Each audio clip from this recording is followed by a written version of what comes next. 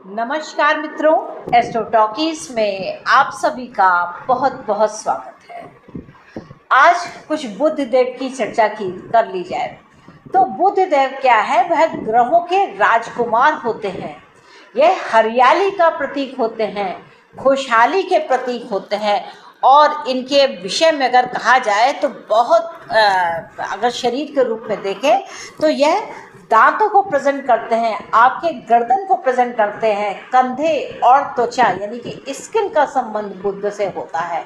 तो जो बुध ग्रह है वह मिथुन राशि का स्वामी होता है, यानी कि यह कम्युनिकेशन में काम करता है, बुद्धि कौशल का काम करता है और साथ में सेवा का भी काम करता है। यानी कि कन्या राशि के स्वामित्व होने के कारण यहाँ पर यह जो बुध होते हैं यह उच्च के हो जाते हैं और मीन राशि में यह नीच अवस्था के हो जाते हैं। तो इस प्रकार जो बुध की कार्य क्षमता है वह क्या दिखती है? विद्वता दिखती है, इंटेलिजेंसी दिखती है, वाद विवाद की क्षमता, तार्किक क्षमता रखती है, यानी कि बड़े कुछ चटपट काम करने वाले होते हैं। तो बुध का यह प्रभाव है, यानी कि बुध अगर उदित अवस्था में हो तो आपके सारे बिगड़े कामों को बना देते हैं। उदित अवस्था का मतलब है कि जब वह सूर्य की चकाचौंध यानी कि सरकार के कंट्रोल में ना हो। तो जब बुध उदय होते हैं, उदय अवस्था में होते हैं, यानी कि वह सूर्य से जो उनकी निकटता है, यानी कि सूर्य का ताप जो वो सह रहे होते हैं, उस ताप के कारण जो बुध का नेचुरल परिणाम होता है, यानी कि वो जो नेचुरल फल देने वाले होते हैं वह नहीं दे पाते हैं। तो सूर्य के प्रकाश के कारण उनकी भी आंखें बिल्कुल चौंधिया जाती है। जिस प्रकार से हम अगर धूप में जाएं तो क्या होगा, हमारी आंखें बंद हो जाएंगी। तो उसका जो प्रकाश है, उसका जो तेज है, उसका जो ताप है वह बुध उतना सहन नहीं कर पाते हैं। तो बुध क्या करते हैं? क्योंकि बुध चालाकी भी होती है, बुध अपना जो रियल फल है वह सूर्य से थोड़ा सा दूर रह करके बहुत कुशलता के साथ दे लेते हैं। तो बुध जो होते हैं बहुत ही विनोद प्रिय होते हैं, खूब हंसमुख होते हैं, सामाजिक जीवन को जीने का काम करते हैं। इस प्रकार बुध के बहुत सारे रोल हैं। अभी क्या हो रहा है कि यहाँ पर जो बुध देव हैं वह उदय होने जा रहे हैं 19 अप्रैल 2024 को, यानी कि जो बुध देव हैं वह सूर्य के जो निकटता है उनकी वह दूर हो रही है। तो अगर निकटता देखें तो 19 तारीख को जो बुध है वह 23 डिग्री मीन राशि में होंगे और वहीं जो सूर्य है वह 5 डिग्री पर है, वह भी मेष राशि में। तो इसमें डिग्री का अगर आप डिफरेंस देखेंगे तो 7 डिग्री आप इधर से देख लीजिए, 23 डिग्री है और उस तरफ कितनी है? 5 डिग्री है। तो 7 5 12, यानी कि इनके डिग्री का डिफरेंस अगर 11-12 डिग्री का हो तो बुध के ऊपर सूर्य का उतना प्रभाव नहीं होगा, यानी कि सूर्य के कारण वह अस्त नहीं है, वह जले नहीं जा रहे हैं, वह तपे नहीं जा रहे हैं। तो ये देखिए, ये जो बुध अस्त है, हर ग्रह की अपना अस्त होने की एक डिग्री है, वह अपनी निकटता के हिसाब से सूर्य से जिस हिसाब से डिग्री का कनेक्शन होगा उसके हिसाब से वह ग्रह अस्त कहलाता है। यानी कि जब बहुत ही क्लोज डिग्री होती है तो वह ग्रह सूर्य से अस्त हो जाता है। तो यहाँ पर जो आपने डिग्री के डिफरेंस को यहाँ पर देखा, तो यहाँ पर क्या है कि जो बुध देव है वह उदय हो करके कई राशियों की तो किस्मत के दरवाजे खोल देंगे, कईयों की लोग काफ़ी करोड़पति हो जाएंगे, कुछ के जो काम अटके हुए हैं वह बन जाएंगे, यानी कि बहुत लंबे समय से जो प्रतीक्षा कर रहे हैं कि मेरा अवसर आए, मैं यह काम करूं, तो वह अवसर यहाँ पर अब क्लियर हो जाएंगे। तो ग्रहों के जो राजकुमार हैं वह इस समय तक अस्त अवस्था में चल रहे थे, यानी कि सूर्य के प्रकाश के कारण वह अपना नियमित फल नहीं दे पा रहे थे। 19 अप्रैल से बुधदेव उदय हो रहे हैं, यानी कि सूर्य के ताप से दूर हो गए हैं। तो कुछ राशियों को बहुत लाभ होने वाला है, लंबे समय से जिनके रुके हुए कार्य थे वह पूर्ण हो रहे हैं, भाग्य का पूरा सहयोग मिलेगा। कन्या राशि और मिथुन राशि वाले जो जातक हैं उनके लिए यहाँ पर कुछ विशेष फल होंगे। इसके साथ साथ मकर राशि और तुला राशि को भी कुछ विशेष उपलब्धियाँ यहाँ पर प्राप्त होंगी। धनु राशि के लिए अगर कहा जाए तो यहाँ पर रोजगार के क्षेत्र में उन्हें लाभ मिलेगा। वृश्चिक राशि के लिए यहाँ पर आमदनी के अवसर यहाँ पर मिलेंगे। कन्या राशि के लिए ग्रहों के राजकुमार का लग्न पर होना, यानी कि लग्न के ऊपर प्रभाव मीन राशि से पड़ रहा है, क्योंकि मीन राशि में बुध देव बैठ करके यहाँ पर वह उनके कड़े परिश्रम के बाद विशेष सफलता दिलाने में सफल होंगे। मिथुन राशि के लिए यह 10वें भाव से प्रतिष्ठा में उन्नति और विकास लाएंगे। तो इस प्रकार यह जो बुध देव हैं वह बहुत कुछ करने वाले हैं। अगर बुध देव आपकी कुंडली में प्रथम भाव में स्थित हैं तो आप बहुत ही विनोद प्रिय हैं, हंसमुख हैं, सामाजिक आजीविका के लिए आप निश्चिंत हैं। ससुराल और संतान की ओर से आपको थोड़ी चिंता रहती है, तो उपाय क्या है, आप किसी भी प्रकार के नशे में ना पड़े, इस बात का विशेष ध्यान रखें। द्वितीय भाव में अगर आपके बुध हैं तो लेखन का कार्य, व्यापार से आमदनी है, आपका जो मस्तिष्क है वह उभरा हुआ हो सकता है, लेकिन शत्रुओं से यहाँ पर हानि हो सकती है। तृतीय भाव में अगर कहा जाए तो आप धनी हैं, आप डॉक्टर हैं, आपकी संतान उत्तम फल वाली होगी, और लेकिन कभी कभी कुछ प्रॉब्लम्स आएंगी। बुध का एक और बहुत ही सटीक उपाय है कि अगर आप पक्षियों की सेवा करते हैं, उसको पिंजरे में नहीं रखना है, ना ही उसको मारना है, और खाना तो बहुत दूर की बात है। तो जब आप पक्षियों की सेवा करते हैं, पक्षियों को आप बचाते, आप केवल इतना कर दीजिए कि पक्षियों को खाना छोड़ दीजिए, आपके बुध ऑटोमेटिकली ठीक हो जाएंगे।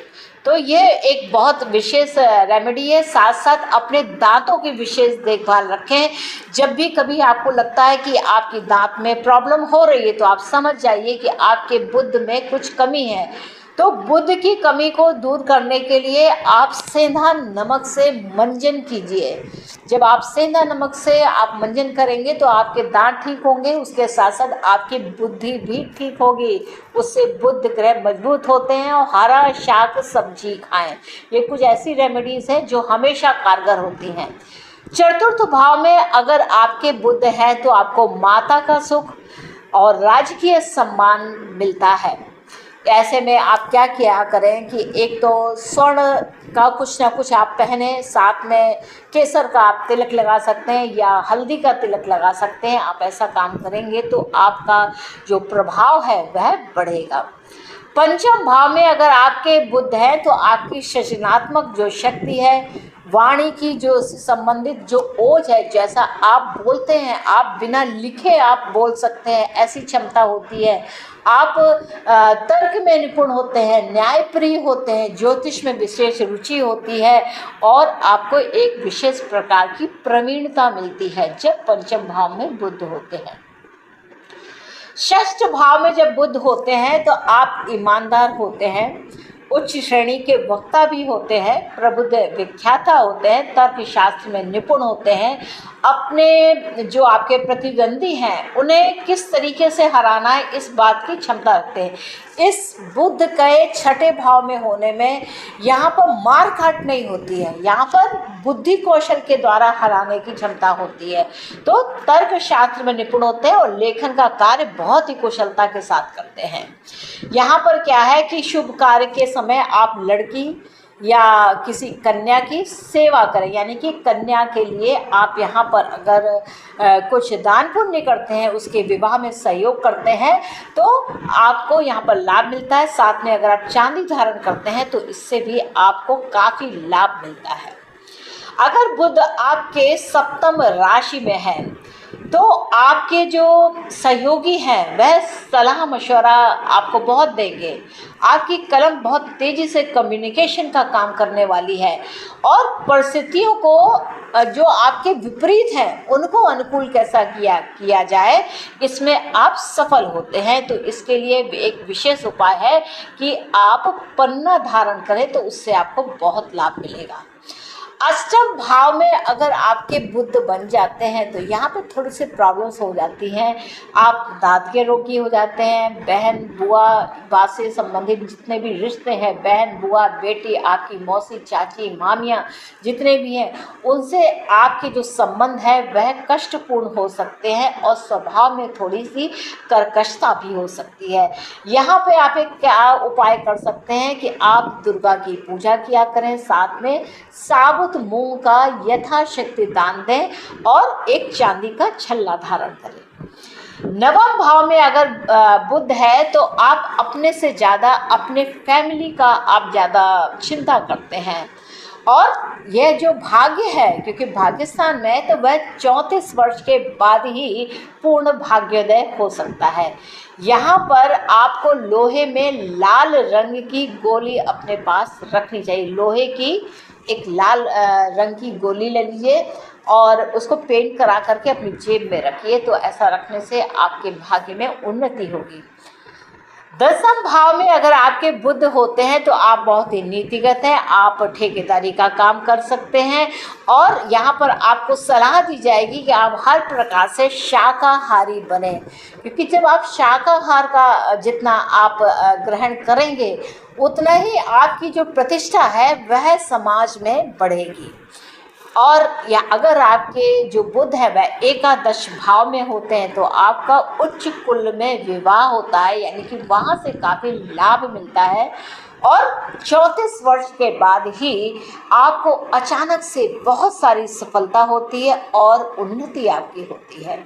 बुध को अधिक शुभ करने के लिए आप क्या कर सकते हैं? पीला वस्त्र पहनिए, केसर का तिलक लगाइए, स्वर्ण का उपयोग कीजिए, यानी कि स्वर्ण का कुछ ना कुछ धारण करें। अंगूठी हो सकती है, साथ में चेन वगैरह भी हो सकती है, जैसी आपकी स्थिति आप ऐसा कर सकते हैं।